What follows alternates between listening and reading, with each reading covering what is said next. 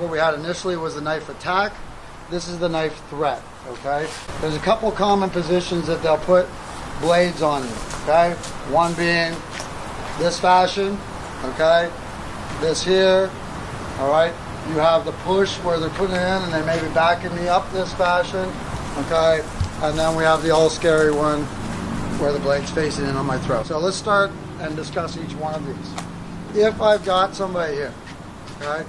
The key thing that I want to do is I don't want to tense. When we train, we have somebody that's here, and the second that he feels me load, he can do the cut. Okay, he feels that and he cuts. I'm in trouble. Okay, this happens whether we're doing the tactical gun training or the knife. What I want to do, if I'm in a situation, is get that person speaking. Okay, this is common where you can bring your hands up. It's almost a disadvantage of. I do not want to push the hand this way. Okay, so he's going to be giving me some sort of conversation. He's going to be telling me I need something. I'm going to be like, sir, please, I'll give you any money. See how this happens, okay? The key is that I do not finish the conversation. What I do is as I'm talking, I react and I don't tense my muscles, okay? A couple things. Advanced guys can come in, take these locks, and peel it through. You have to have a little bit of training to be able to do that, and I still don't suggest you're doing that unless you're very, very confident with your chin on and locking stuff. Alright, so we started off here. So I'm waiting for the conversation. I'm deflecting it in mid-sentence. Okay? The best thing here is what I want to do, cause some sort of, not damage, but injury. Okay? And I'll show you one of the great injury techniques that I use. It works very well. Okay? So I'm coming in. I need to get control of this upper arm. So if he starts pulling away, and it's just a squeeze, I'm attached. Now I can get control of that hand, and my idea, my concept is only two things. Either to redirect that blade into them, or get that blade out. Again, it has to go to the forearm. And then I've got everything I can do from here. So we're in here. So we've got this. He's on. He's threatening me. He tells me what he wants. What do you want? I mean, ATM card number. Give me your number. Boom. Strike in. Okay. Trap. Maybe with a body check. Immediately get that in. Now you've still got him. Where's he going to go? Oh, hit him with anything you got. And you just, like I said, not much for sport knife fighting. Okay? If I'm on this side, and you have to be conscious of where you're going. You have to be aware of where the hand is lying in comparison to the blade, okay? If I'm on this one. Now there's two variations that are slightly different here, okay? If I have this where it's on my throat and he's pushing me, okay? I may be forced up against a wall or something here, and this is a very dangerous one. He's got control of me here. He's gonna feel all this, right? Yeah, he's got this against my throat. If I lift my hands to go something, it's very easy for this to drag. It only takes a little bit of a drag for me to be in a hell of a lot of problems. Okay? So what I need to do is I need to move from the shoulder. See there? As my shoulder starts to move, retract the blade. It doesn't go. Okay? Now, what I'm going to do is I'm going to drive as I go. It doesn't mean my hand leads. My shoulder leads.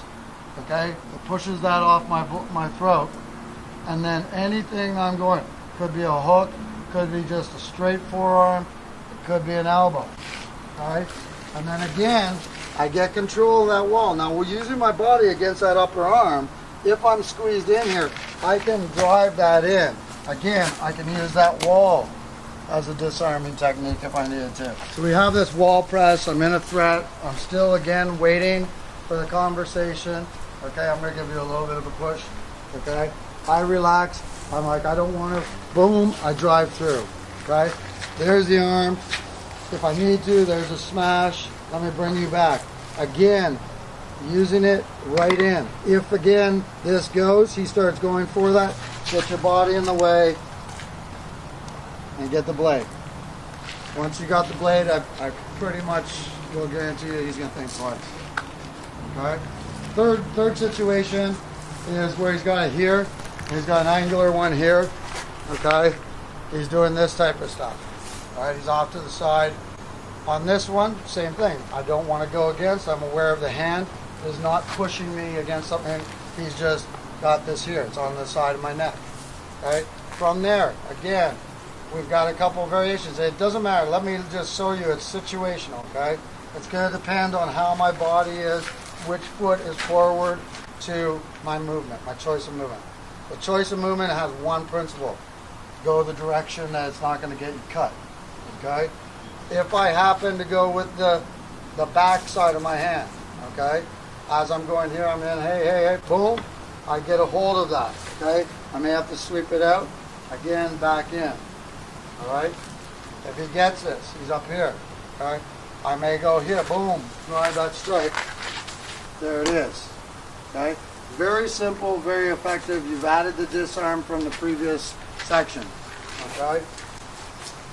If I happen to go with the same side hand, okay? So if I'm going here, this is very effective. I kind of recommend that you do the back of the hand just in case it does slide down. It's not going against my vitals. The reason I don't recommend this unless you've sort of been trained in self-defense and learned some chuna or some of your aikijitsu would be that if I'm going here, I'm trying to pull, okay? The important thing is if I try to grab here, he's going to retract. It's very hard to grab a hand, okay? So he's here. Very hard for me to get control if he's trying to yank away. So what I need to do at all times is if I'm going to make this choice, if I'm going what we call same side, I need to push to full extension. At that point, my fingers lock almost naturally. Then there's a couple of variations. Again, I could bring it to the forearm, or here's one new one where I can take that same side wrist lock and cut it right there. Okay? So again with this one, I'll add them both. So I'll take the cut, then I'll do the disarm. I'm like, hey, boom, right in the face. Okay? I want to push to extension. Elbow locks out. I then can take him off balance. There's the cut. There's a disarm to the forearm. I own the blade. I may own him from that point on. Okay? This is the most serious one though. Somebody behind your throat. Okay? And I've seen all kinds of BS in my life. Okay? With the martial arts and all kinds of stuff. This type of thing where people are going to lift and walk under. Okay?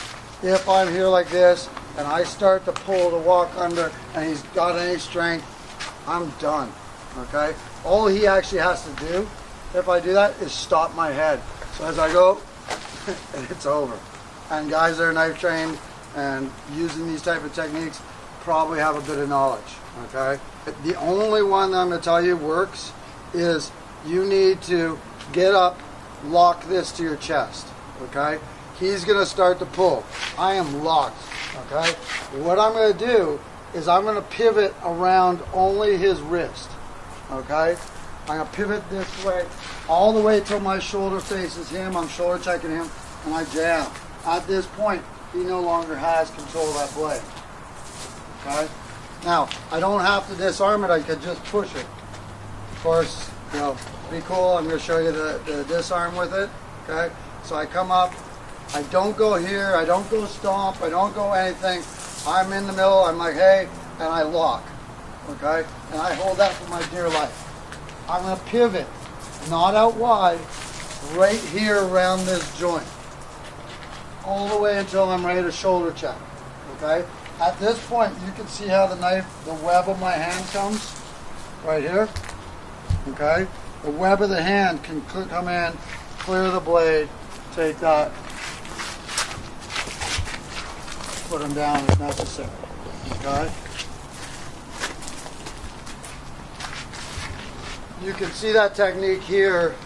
If I'm here and I've taken this wrist lock here, this is another variation. I just use the web of the hand. I come in and I draw it through and I've got stick, you know, again, anything I want from that, okay? Depending on your skill set. So those are some of the essential ones that I think you need to know.